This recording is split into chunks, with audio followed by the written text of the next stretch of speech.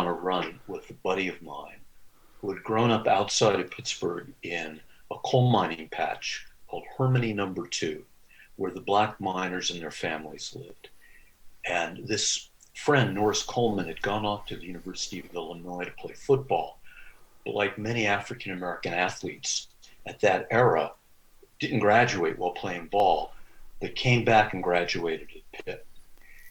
And we're running in a park where you can look across the Monongahela River to what was then the Homestead Steelworks. Hmm.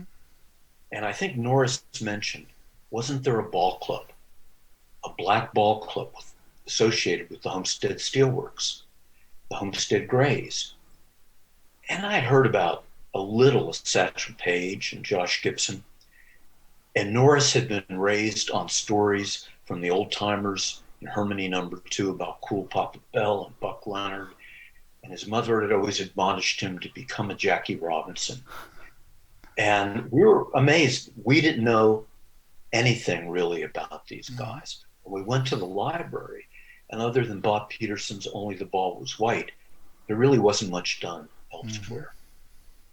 That led to a grant with the National Endowment for the Humanities to find as many of the people connected with the Negro Leagues and Sandlot teams in Pittsburgh from which they grew and Wow. interview them and get that story down. It became my dissertation.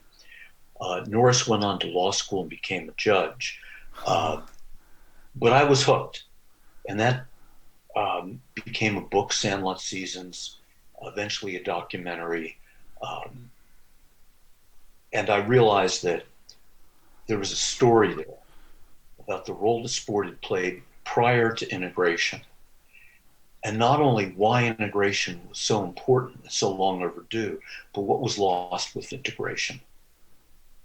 And that led me to interesting. the Caribbean because the 1930s Pittsburgh Crawfords were basically destroyed in the summer of 1937 when Satchel, Josh, Cool Papa Bell, and six other guys head down to the Caribbean to play ball in the Dominican Republic. That's right. So, there's a lot of serendipity and chance Hmm. in what I've done, as with most people's lives. And that's what led me into the Caribbean. It's interesting what you said though, because there is something about this story, and I felt it when I met some of these guys.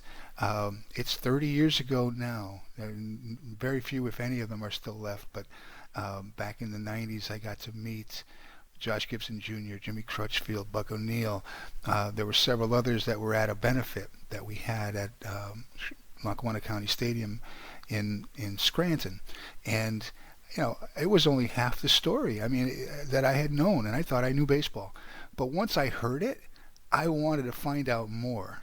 It just was a story to me that it's a story of overcoming and perseverance and everything that went into it, despite everything that was against them all those years.